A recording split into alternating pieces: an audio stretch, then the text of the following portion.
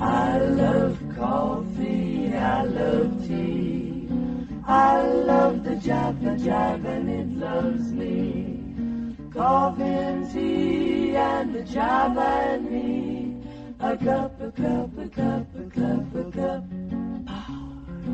I love Java, sweet and high. Whoops, Mr. Moto, I'm a coffee pie. Shoot me the pot and I'll pour me a shot. A cup, a cup, a cup, a cup, a cup. Oh, slip me a slug from that wonderful mug, and I cut and rub till I'm snug in a jug. A slice of onion and a raw one. Draw one. Goodness gracious. No, I just cut off that last show kind of rudely, didn't I? I had to kind of wait for Joshua to finish speaking. You know? Hello, everybody. Here I am.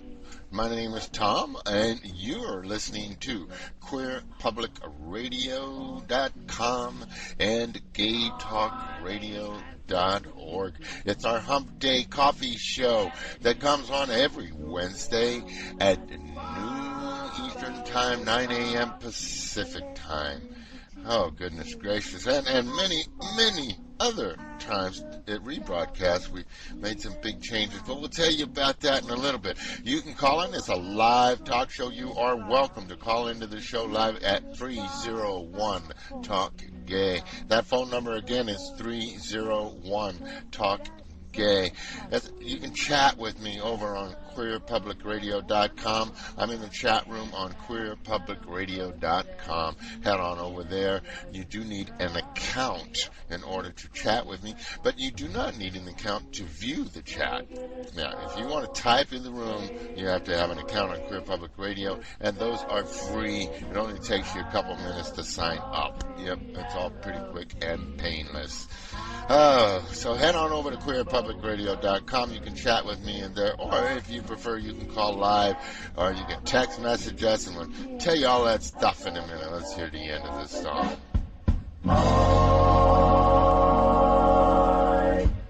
We just barely got to hear the end of it that time, didn't we? Humpday Coffee on January 19th, 2011. So, last Saturday would have been Martin Luther King Jr.'s 82nd birthday.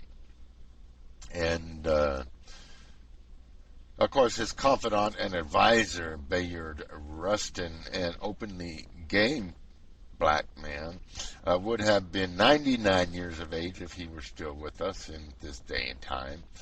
So it's easy to see why Bayard Rustin was Martin Luther King's confidant and advisor, is because he was older. Yeah, 11 years older. Bayard Rustin being a pacifist, and he was very, very.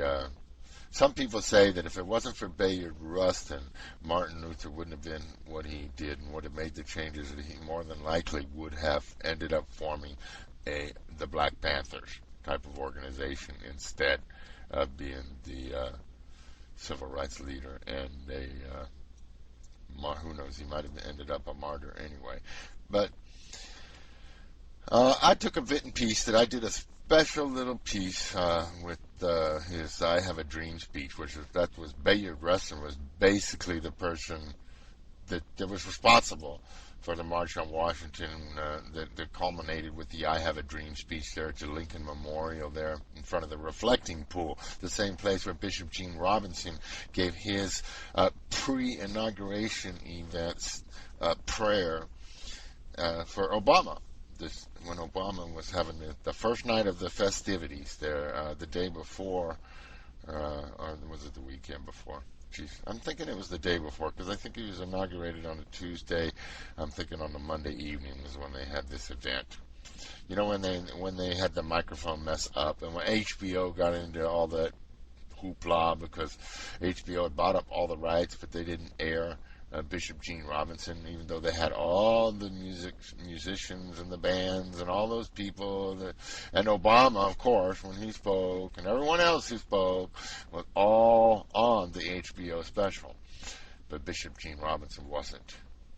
Plus, there was a microphone issue with Bishop Gene Robinson, where during, I think it was over half, maybe 3/4 of his speech wasn't heard by the vast majority of the audience, because the only two speakers that were actually on and working were the two speakers that were on either side of the stage. So that Bishop Gene Robinson was hearing himself quite well, and so were people at the front, but the millions and millions of other people that were there in the back could hear nothing. I'm back where I'm supposed to be. Yeah. Okay, non-gay news. We're down in the non-gay news section. You know, this is where we hear all the good stuff that, you know, we just might not have never heard. Yeah, there was a lot of talk. What was it? I think it was the end of last week, the one we heard. Or maybe it was the first part. It might have been the first part of this week. But all of a sudden, I saw a lot of talk about that the Earth's wobble. You know, the way the Earth isn't just sitting there spinning. You know, when you go buy one of those globes in the store, you know, then you can tilt the Earth and you can spin it and all that kind of stuff. It's all like that's a rigid axle, you know, in the center of the Earth, you know, going through all that ball that you buy. In real life, it's not like that the Earth actually wobbles. Yes, it wobbles, more like a top spinning on the top of a table. One you don't have to keep respinning. One that just keeps spinning indefinitely, we all hope, yeah? Mm-hmm. Anyway, the Earth has a wobble in it, and scientists have evidently looked into this and said that this would mean, according to this wobble, that your zodiac sign may be wrong. Mine was, yep, here, now, all my life, pardon me fiddling with the mic again, but I accidentally hit it. All my life I thought I was a Taurus, you know, and according to this wobble thing, you know, I'm an Aries. So, I mean, I feel like I've been lied to my whole life. I do. It's not funny. I just don't think it is. Anyway, I know. Okay. You know, I couldn't believe this next non-gay news story that I heard. I was like, oh my goodness, it made me gasp in shock and awe. Yeah, a Chihuahua. A gentleman was walking his Chihuahua in a suburban area of Chicago, of all places. And a giant, one of those giant gray horned owls tried to steal the man's Chihuahua. I mean, it's a good thing he had her on a leash. Yeah, if he wouldn't have had that dog on a leash, it would have been bye-bye doggy. The dog only weighed 4 pounds. That Chihuahua only weighed 4 pounds. The man said he was holding on to the leash, and that owl was dragging, as the owl was dragging the dog across the sidewalk there. It was just a terrible event. The dog had to go, you know, to the vet afterwards for a puncture wound. One of the talons of the claws from the owl had punctured the dog's. Oh, he said the dog is in shock. The dog will not go outside now when the sun is not up. He said that the sun is down. If it's nighttime, the dog will not go outside. I don't blame that poor little dog. Can you imagine? If it wasn't for that leash or that, you know, the ability of his master to be able to scare that bird off. You know, I often worry about that when I take my little dog out. I go out. We got a lot of what they call forest trail roads here that go up into the mountains and stuff, and that's where I like to go. I know some of the trails over here, and some of them you can drive for a couple hours back there on those forest trails and see sights that you will never see unless anywhere else, and also go places. And I mean, There's this one place I go out there. It's like this little valley. I go up and over and around and blah blah blah, and I get into this spot where it's just like a beautiful, it was like right there. I wish I had a house right there. There's a valley, beautiful green valley there. But you know, it's the wilderness. You know, it's the wilderness, but it's beautiful. It's beautiful and it's peaceful and it's serene. And I always work because I let the dog go. You know, I let him off his leash and let him go, let him go wandering around a little bit. And that's I often, you know, of course, I carry a gun because it's legal for me here in Washington State to carry a gun with you when you go out into the wilderness. So I carry a small little pistol with me that just in case. So hopefully, I'm hoping that if I ever see anything, I'll see it before it actually attacks the dog. But I always drive through with the car, make a little bit of noise in the area in case there is any wildlife. And there's one occasion when I actually saw a brown bear. So, yeah, I was thankful that day when I drove through because my stupid dog wanted to go play with the bear.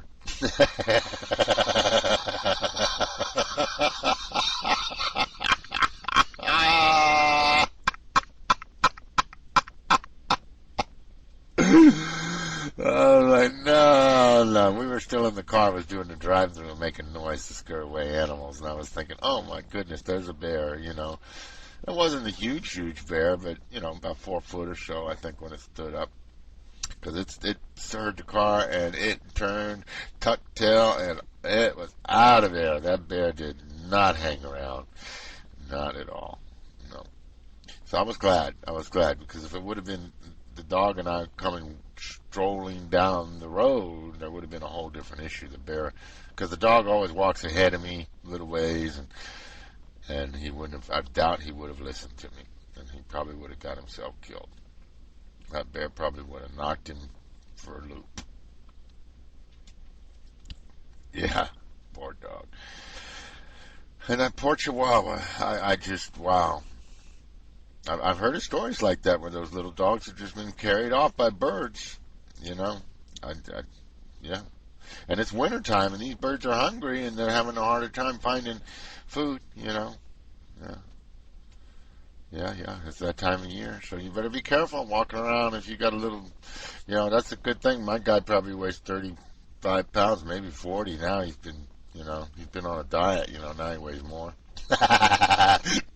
But, yeah, I don't think a bird would try to carry him off. It'd have to be a pretty big bird to carry that dog because he's pretty heavy. California, we had another. This one they're saying is an accidental shooting that wounded 2 people. Two high school students got wounded. Supposedly it was accidental shooting. Supposedly this young man had it in his backpack, and some say, you know, he had set it down. Some say he was leaning against it. Another student says he was actually reaching inside of it, which suggests he might have actually fired the weapon off. But he had evidently, you know, after it went off, he knew what happened, and he went running out of the class with his backpack saying he was sorry. And anyway, they locked down the school. I thought these schools were all using like metal detectors. Now, evidently they're not. Evidently they're doing random inspections or whatever. So here we had another kid that's in critical condition because she got hit evidently from 2 kids got hit supposedly by the same bullet. Supposedly it was one shot went off in the classroom. And this was a student that was in the special education courses, but everybody said he was, you know, they think if he was carrying a gun, it was for his own personal protection, you know, because there's a lot of gangs in this area, etc. But this is a bad deal, you know. So now we got a little girl that's in a critical condition. She got shot in the head, and another gentleman that got shot in the neck / shoulder area, young man, suffered a wound. and in the neck shoulder area. So, and they were both taken to the hospitals, and the young man actually fled the room and went to try to hide in another room of the school because the school was on lockdown. He couldn't leave the school. And, I mean, kids were calling on their cell phones as soon as it happened. Kids were calling their parents and calling 911 on their cell phones. Someone just got shot in my class, you know, and so, yeah, the stuff hit the fan rather quickly. I don't know. I just can't. Why these kids, high school kids, are having access to weapons? Why these parents need to be held responsibility. This kid cannot go into a gun and purchase a gun illegally. This kid has no business having a gun. If these parents should be held responsible. These parents should be held responsible for allowing their children access to a weapon in their home. You know, parents, if you're going to allow your kids access to a weapon, give them access to a shotgun, give them access to a deer rifle, something large, something they're not going to put in their backpack or stick down their pants or whatever and carry into school. It's going to kind of be obvious, you know, to carry a rifle or a shotgun unless they saw off the shotgun.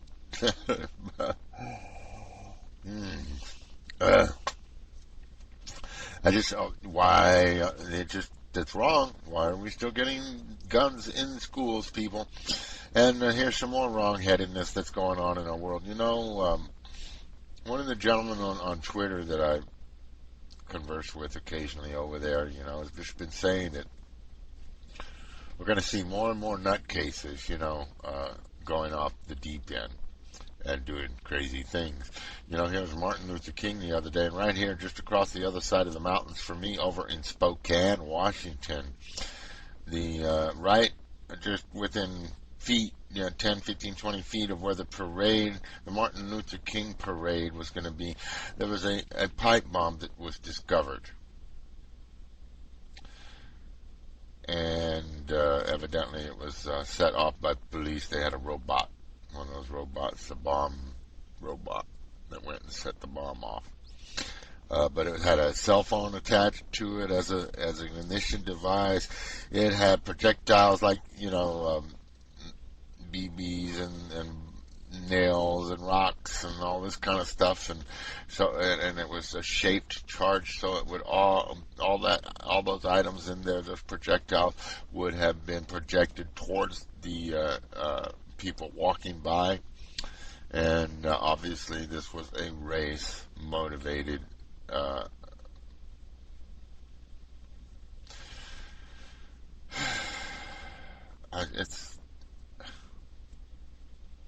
I don't know. There's just really some really biased, bigoted people in our world. I mean, just when you think, it's got better, yeah.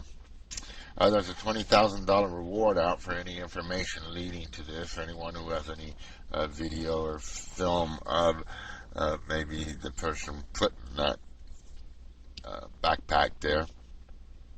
Yeah. Craziness. This is craziness. So here we got all this. We had to Miss Republican. Democratic representative from the federal House of Representatives, Miss Giffords, was shot in Tucson, Arizona.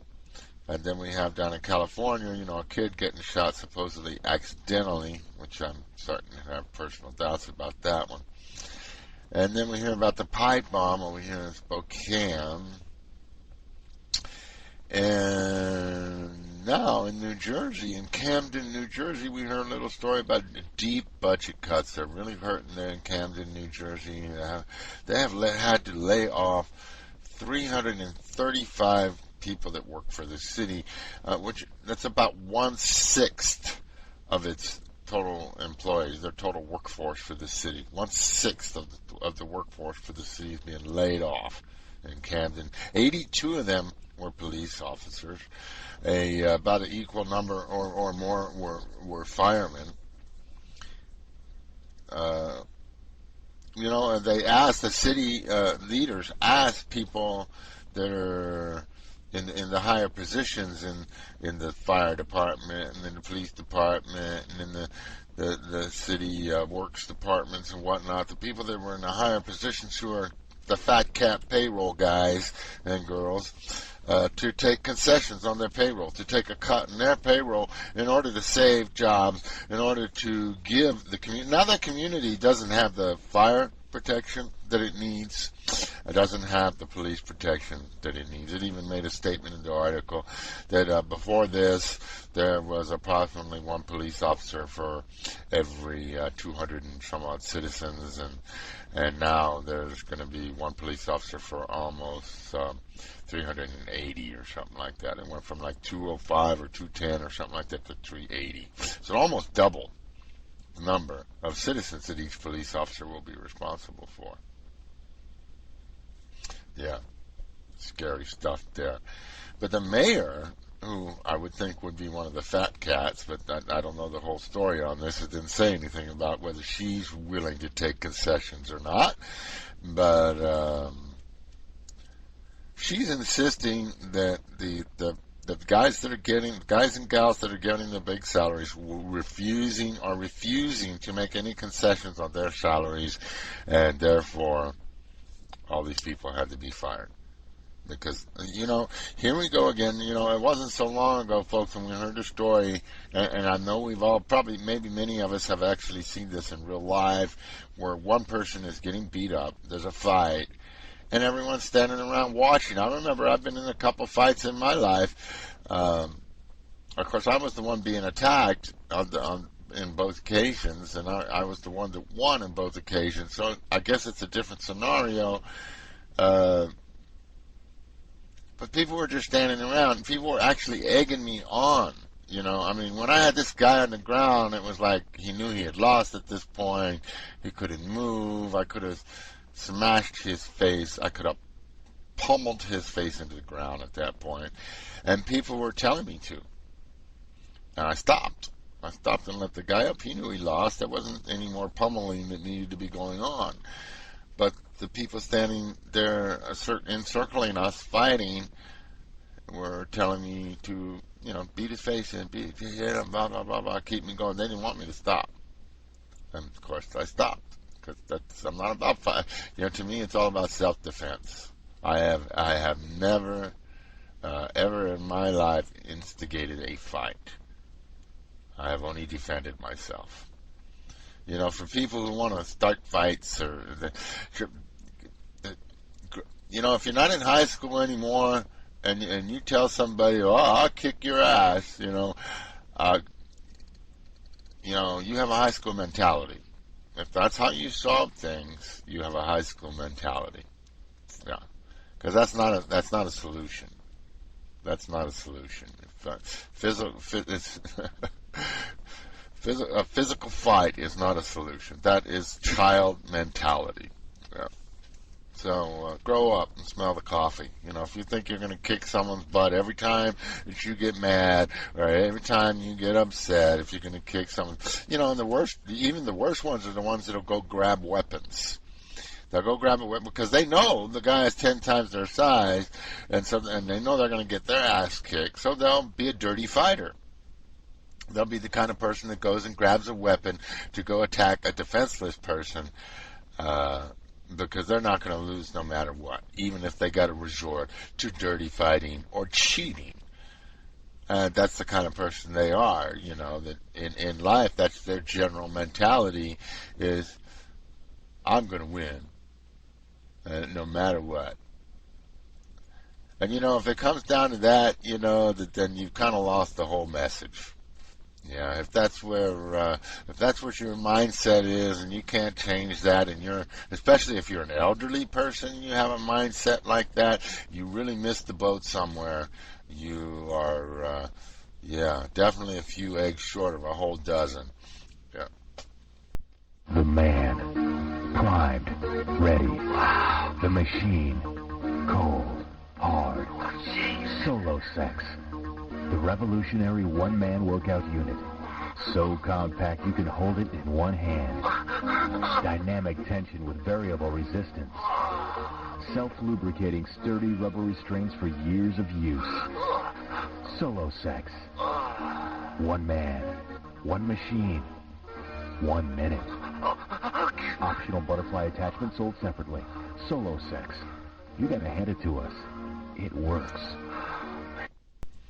Yeah, I strongly suggest you get that optional butterfly attachment. That's a work saver.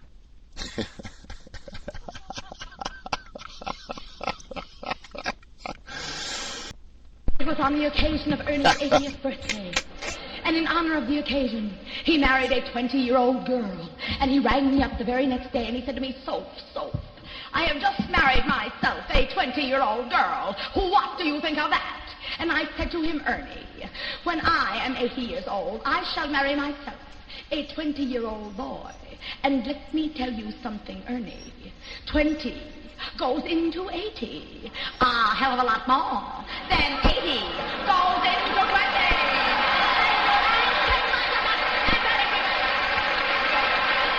Yeah, she's right, too.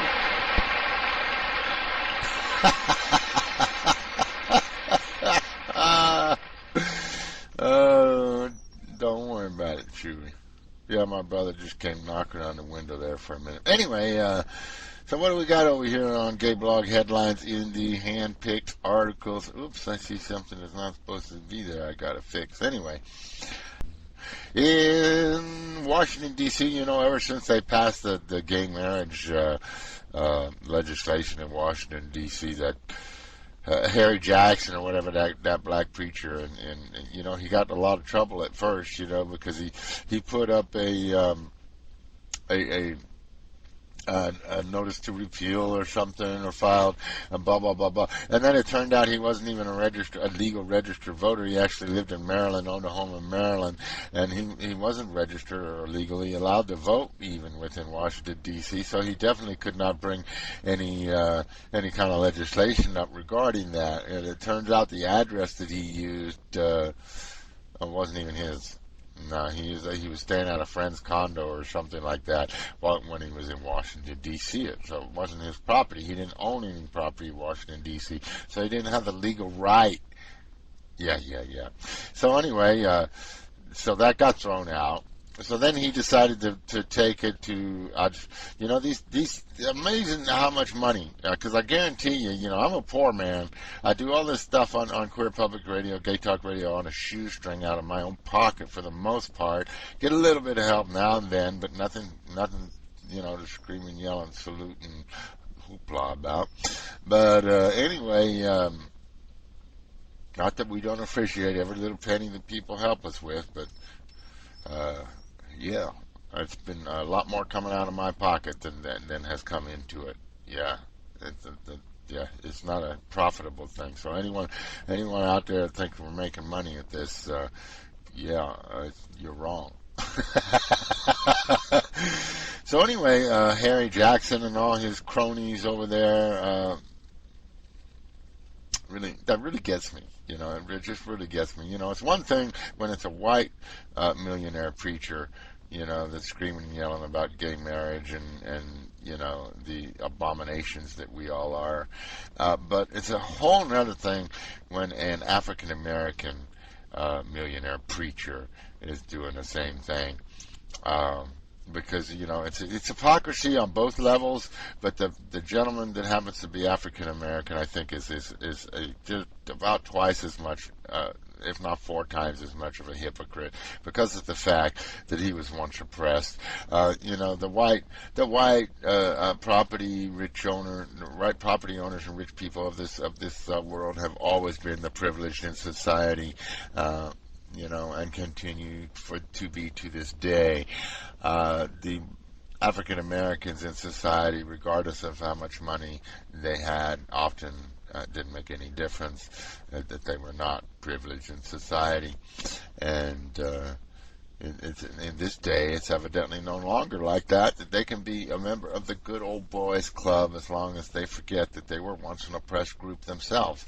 As long as they say, these are all for our laws. We already got these protections. These are for us and us alone, and we're not going to share these protections with anyone else, because we're greedy and we want them. Because if we shared any of these protections with anyone else, then that dilutes the protections we get. Of course, this is a total lie that these people see. This mentality and this mindset that they have like this is a total lie. There's nothing truthful about them losing anything.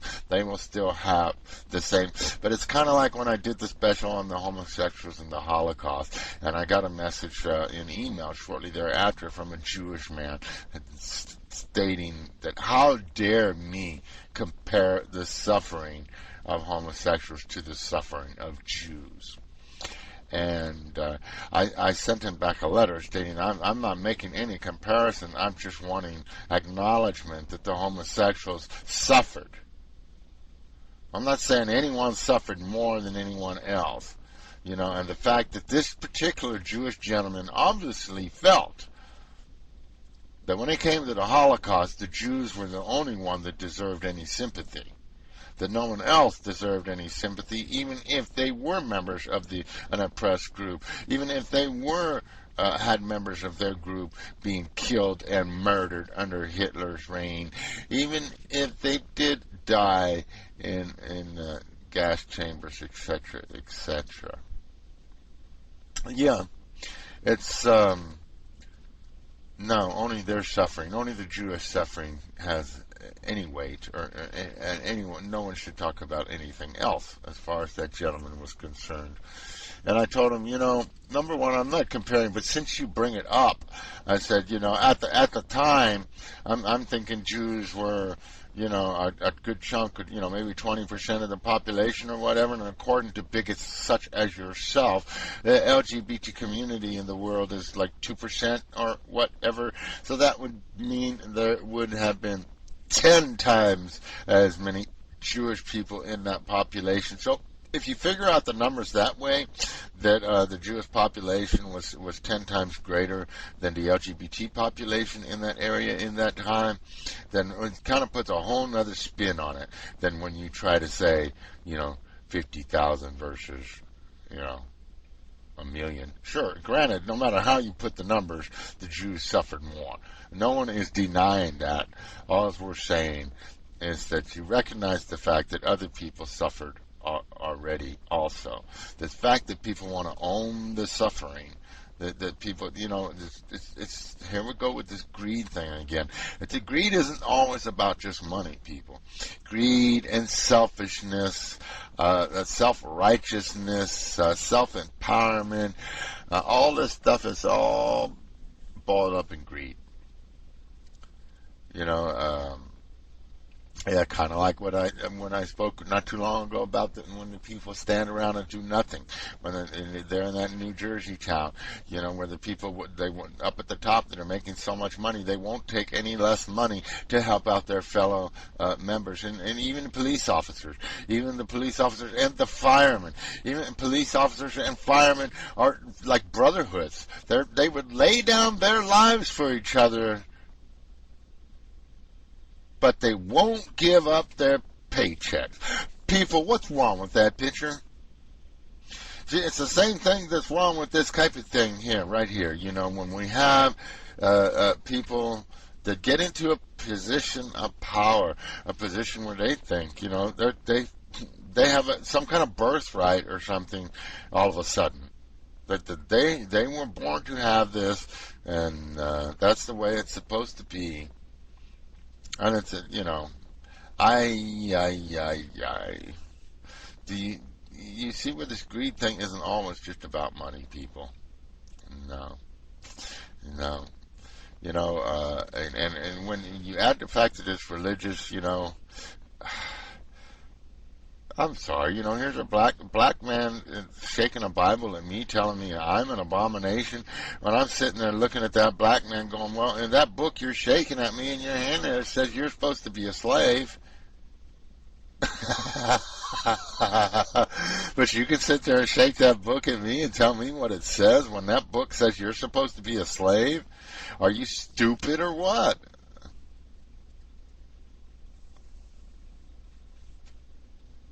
And then when we get women doing it, it doesn't make any difference what color they are, number one, if they're women.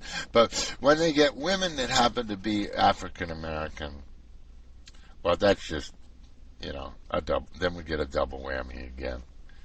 I mean, come on.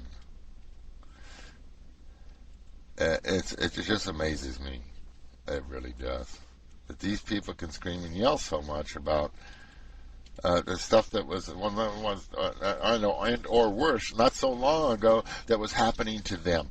That how quickly they forget, huh? How quickly they forget, and they think that they just. I tell you, I don't understand. I don't understand it.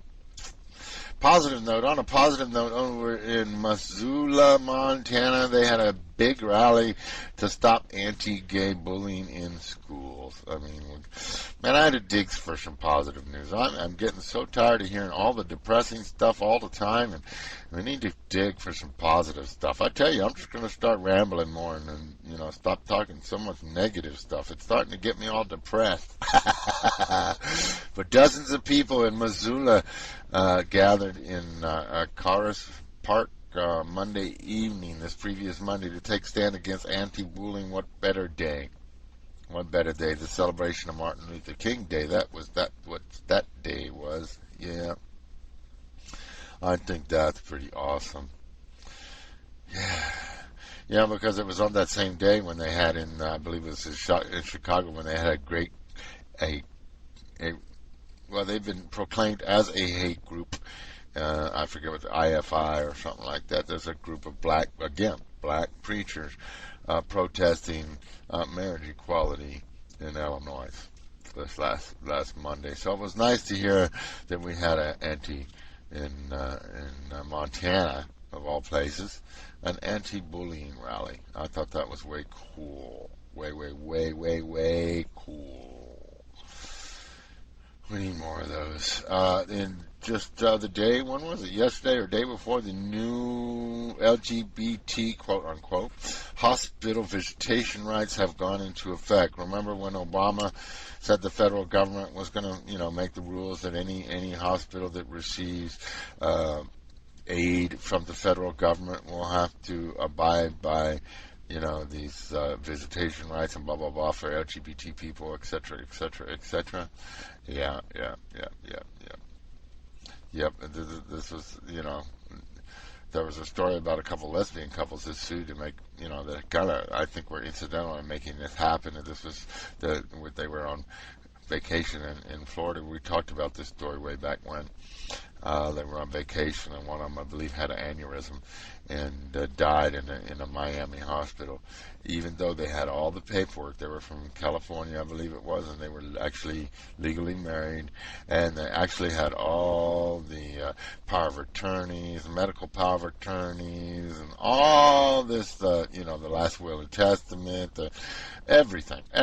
They actually had all that information. They didn't have the papers with them, but they had it faxed to the hospital, made it available to the hospital, and the hospital still refused to recognize the paperwork because it's a Florida hospital.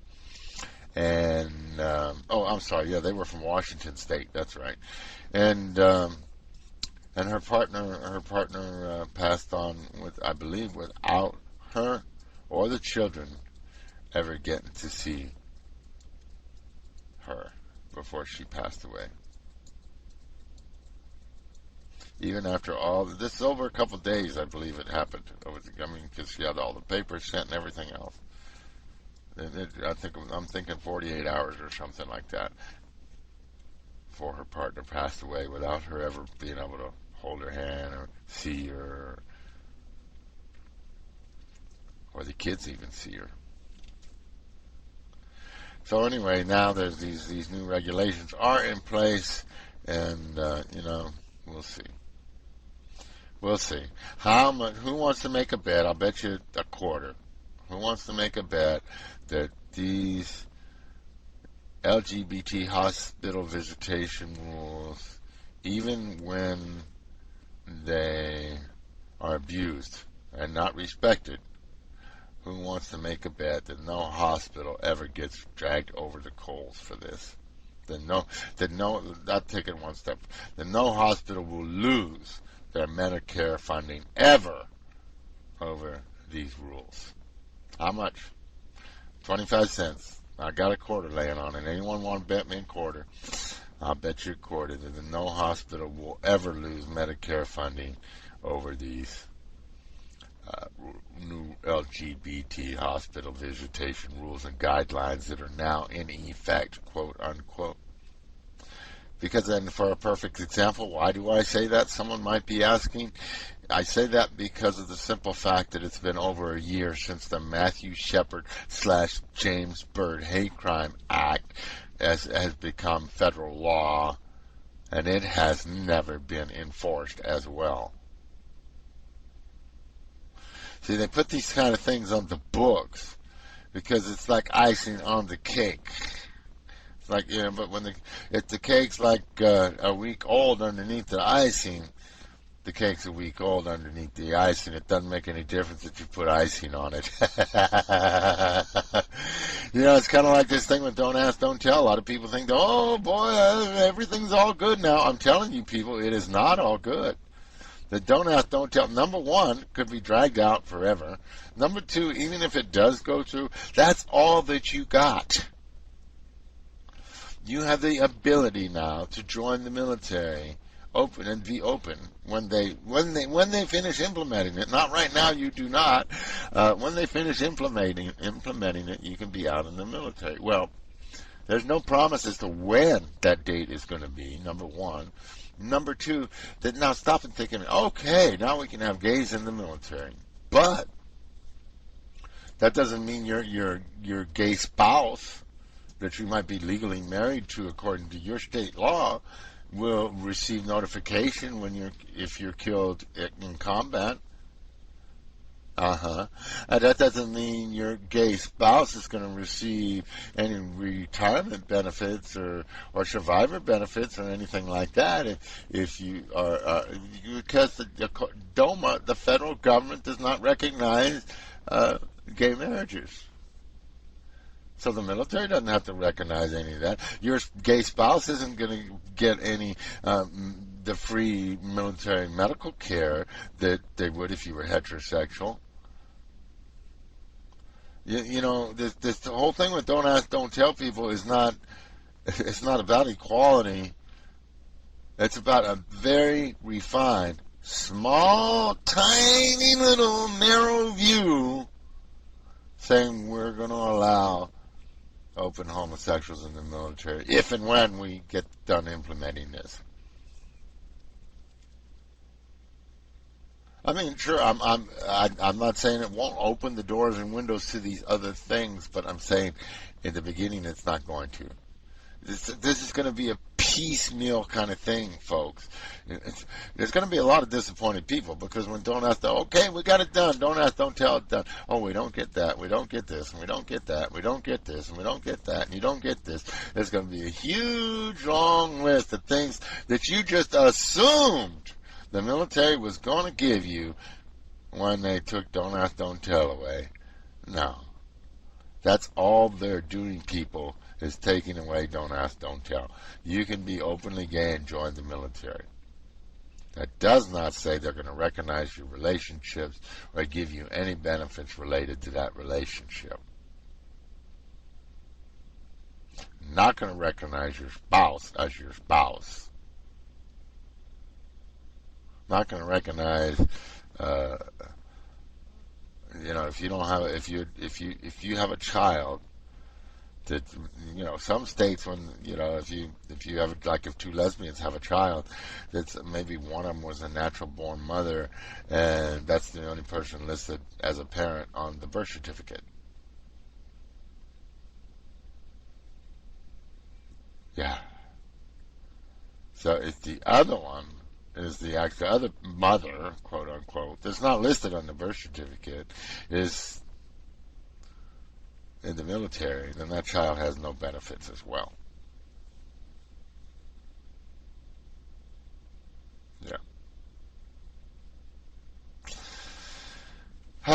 So I won't be surprised if the new LGBT hospital visitation rules that are in effect have no effect. Yep, we'll see. They're in effect now. Yeah, right. We'll get right on that. Yeah, I don't think so. Not in this lifetime. What else do I got here? I got a couple clips for you here. I was so very, very, very proud. Man, I cried. Chris Colfer made me cry when he won the Golden Globe. Yeah, I cried. I just thought that was so great. Remember when we talked not too long ago? That's not yet, though. Remember I don't know. I might not even put it in here in the headlines, but that was a great speech he gave, a little quickie speech. He was so shocked. That's why I loved it, because he was shocked. He was shocked that he won. Yeah, that's why I loved it. Remember we talked about the rich Portuguese screenplay writer guy that was in New York City, and he had the cute little male model companion that was with him in New York City, and then the cute male model companion ended up castrating this man and bludgeoning him. We didn't get all the stories about that, but actually, evidently the more of the story about this was the model came out. When he came out of the room, he came out stating that I'm not gay anymore. Like evidently this young gentleman was having issues with his own sexual orientation. And, yeah, well, yeah. If you ask me, anytime I see someone that young and good looking with someone that old and not good looking, I think, rent boy paid, you someone's yeah, someone's looking. It's all about the money in those cases. So, I mean, if that young man really, really actually thought he had a serious chance at a long-term relationship with that old fuddy-duddy, I'd be surprised. And there are rare cases, but I kind of doubt it in this case. But anyway, he actually, it was worse than it sounded. When we read the initial news article, if I remember correctly here, what did they say? He stuck a corkscrew in the guy's eye. It was worse than I read. When I first read it, it was like, ooh.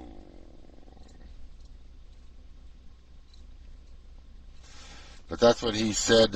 He said he did it to get rid of Castro, who was the gentleman that he killed. Homosexual demons. Yeah, and he used a corkscrew to castrate Castro, and evidently that same corkscrew to gouge out one of his eyes.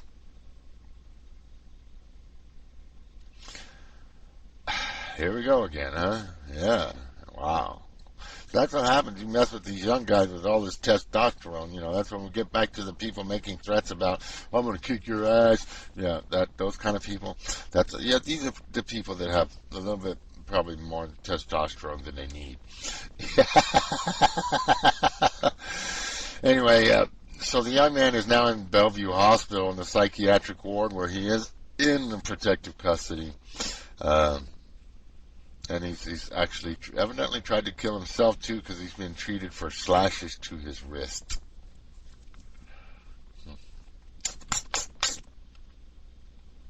Bizarre story. So that's about it, then. So I hope everyone has a good one the rest of the week. It's a hump day. It's all downhill from here. Nothing too hard, huh? And I want to congratulate Chris Colfer for winning the Golden Globes and for the wonderful, wonderful message he put out there. Just in case someone is sitting here saying, what are you talking about, Tom? Give me just a second here.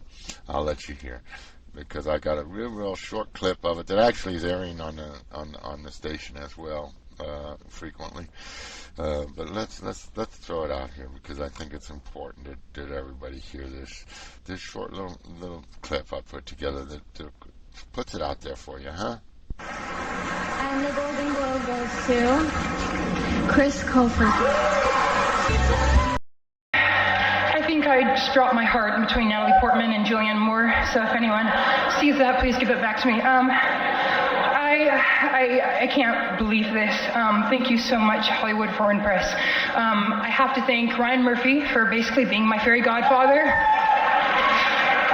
Everybody at Fox, Robert Ulrich for submitting me to the show when there was nothing to submit me for, our amazing, amazing, amazing crew who keep us sane during the crazy times, and our very talented cast. You guys owe this. I mean, you guys deserve this as much as I do, but most importantly, to all the amazing kids that watch our show and the kids that our show celebrates who are constantly told no by the people in their environments, by bullies at school, that they can't be who they are or have what they want because of who they are. Well, screw that, kids. Thank you.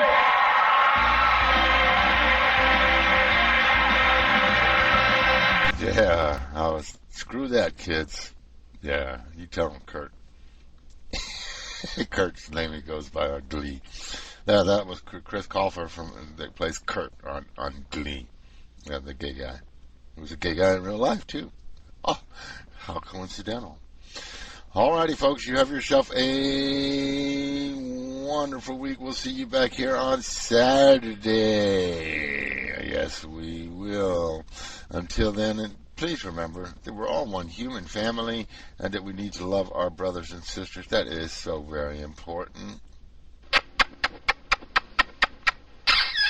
I love you, and you, and you. Oh, and you too. And don't forget him. I love her, and him, and her, and him, and him, and her. I love you all. Adios. Have a nice trip. Bon voyage.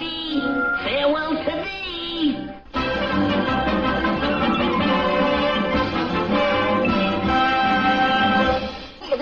That's all, folks. We'll leave the light on for you.